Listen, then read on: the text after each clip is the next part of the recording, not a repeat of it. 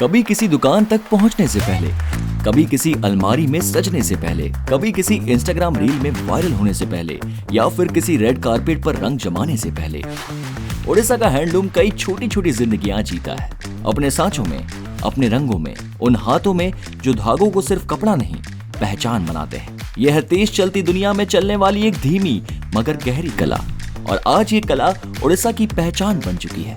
ये कहानी है ओडिशा के अनमोल खजाने की, जिसका एक सबसे चमकता हिस्सा है नुआपटना इक्कत। जगन्नाथ जो पुरी धाम है, उनके लिए जो खंडुआ पाठ है, गीत गोविंद है, वहीं पे बना कर जाते हैं। पहले हम रेहान को खरीदते हैं, इसको डिगोमिंग करते हैं, डिगोमिंग के बाद उसको स्पिनिंग करते हैं। स्पिनिंग के बाद धागों को पानी में भिगोया जाता है ताकि वह फूल सके। जब धागा पूरी तरह फूल जाता है तब साड़ी पर टाई एंड डाई की प्रक्रिया लागू की जाती है।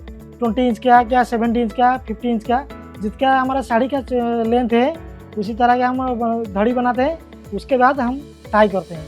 जो डिजाइन हमारा मोटिव होता है उसको हम धड़ी में बनाते हैं। कौन सा कलर कौन सा डिजाइन में देंगे वो डाइंग में हम बनाते हैं। पॉलीथीन का टुकड़े से, प्लास्टिक का, उससे बांध के पूरे यार्न को छिपा देंगे। उस हिसाब से उसको ड्राई कर देंगे। उसके बाद उसको ड्राई पक्का कर देंगे एसिड वगैरह देके। उसके बाद उसको ड्राई करेंगे, सुखाएंगे। सूखने के बाद फिर उसको खोलेंगे। उसके बाद धागा डाला जाएगा, फिर उसे ठीक से खींचकर बॉबिन बनाया जाएगा।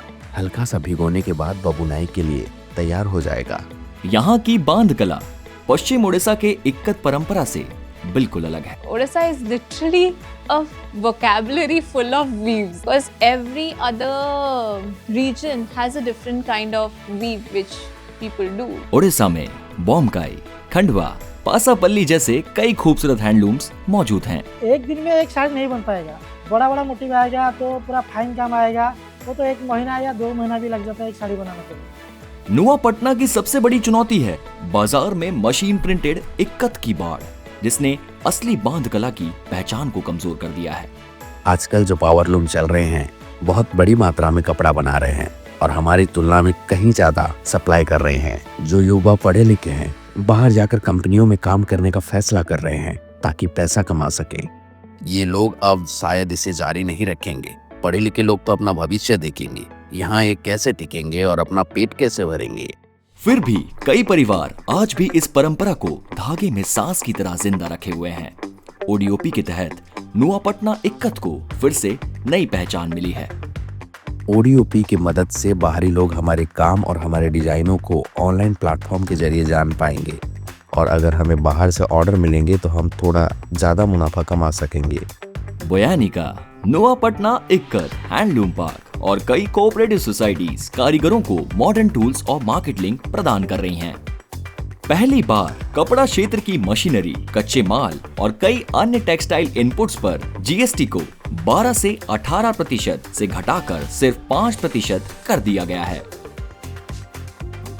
भारत के कपड़ा उद्योग के लिए ये जीएसटी सुधार सिर्फ एक टैक्स बदलाव नहीं बल्कि एक आर्थिक पुनर्जीवन है। सरकार ने कुछ लोगों के लिए घर की व्यवस्था की है। हमें सोलर बिजली की सुविधा भी मिली है और इन्वर्टर की सुविधा भी दी गई है। जीआई मिलने से ये बेनिफिट है कि उनके जो प्रोडक्ट है उसे ये पता चलता है कि ये प्रोडक्ट आपको अगर लेना है तो उसी ज्योग्राफिकल लोकेशन में आपको जाना पड़ेगा। वो प्रोडक्ट कहीं और नहीं मिल पाएगा। तो इससे बेनिफिट ये होता है कि आपको जो प्राइस पॉइंट है उसमें काफ़ी वृद्धि मिलती है और बुनकरों को इसका सीधा सीधा फायदा होता है। नुआपटना इक्कत के कारीगरों को आज ओडीओपी और सरकार द्वारा मिला प्रोत्साहन दुनिया में भारत की पहचान बना रहा है, जहां अपने कौशल से इन कारीगरों ने दुनिया को भारत से जोड़ा है।